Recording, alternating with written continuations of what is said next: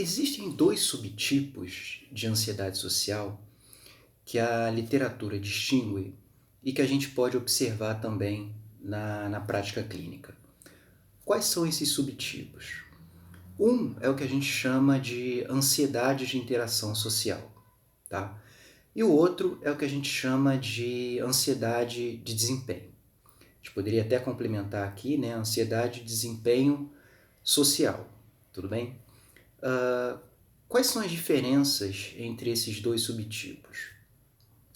Quando a gente fala ansiedade, né, de interação social, a gente está se referindo àquela ansiedade, àquela angústia ou aquele desconforto que ele surge, ele aparece em situações em que a pessoa ela precisa se expor a uma situação em que ela vai precisar, digamos assim, conversar com outra pessoa.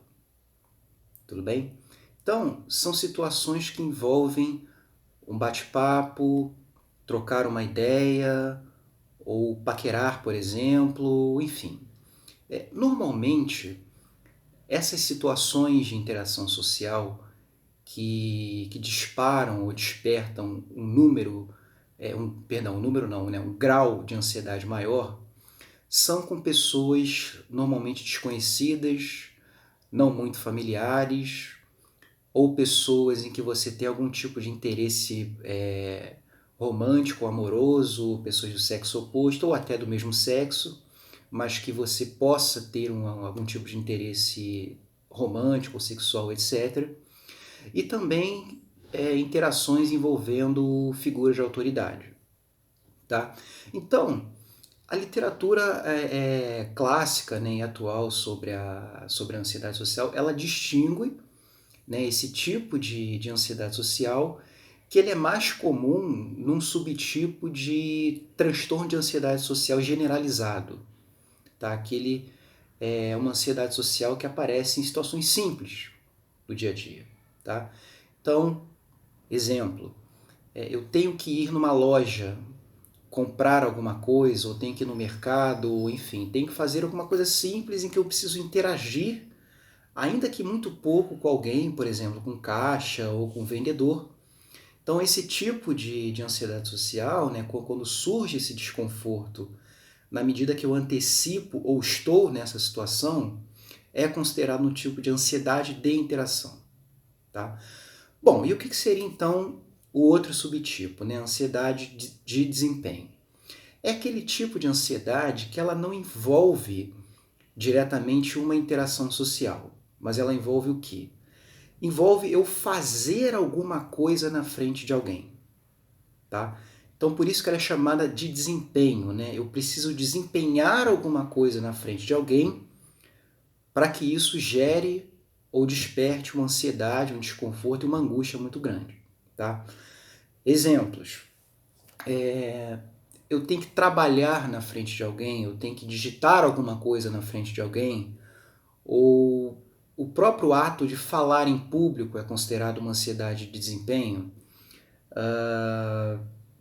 Eu ter que escrever em público, comer em público, beber em público, tocar um instrumento em público, né?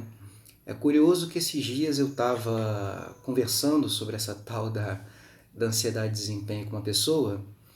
É uma pessoa que vai fazer uma apresentação, ela toca piano, né?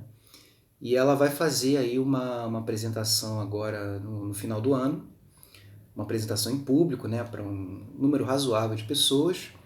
E ela estava comentando comigo, né, que estava nervosa, que já estava pensando se ela ia errar, que as outras pessoas iam perceber, etc e tal, né, aqueles comportamentos clássicos da ansiedade social.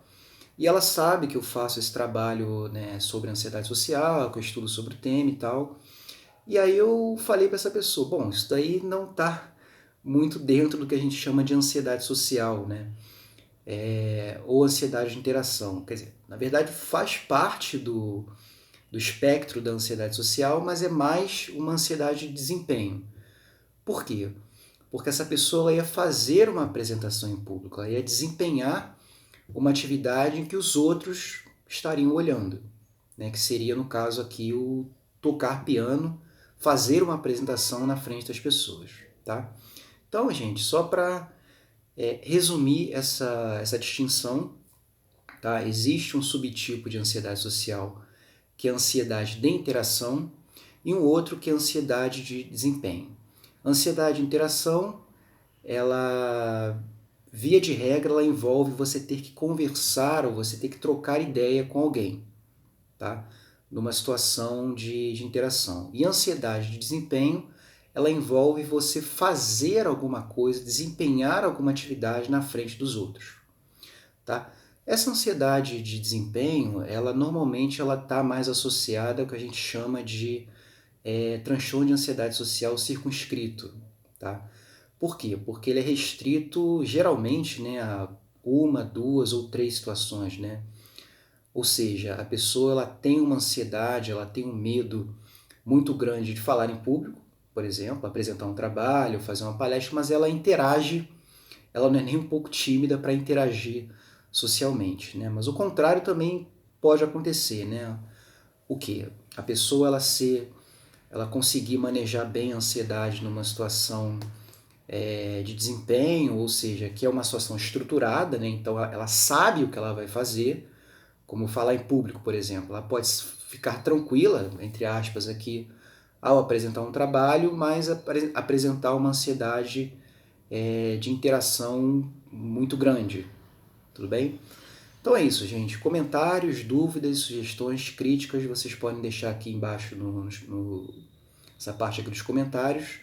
Um abraço e até o próximo vídeo.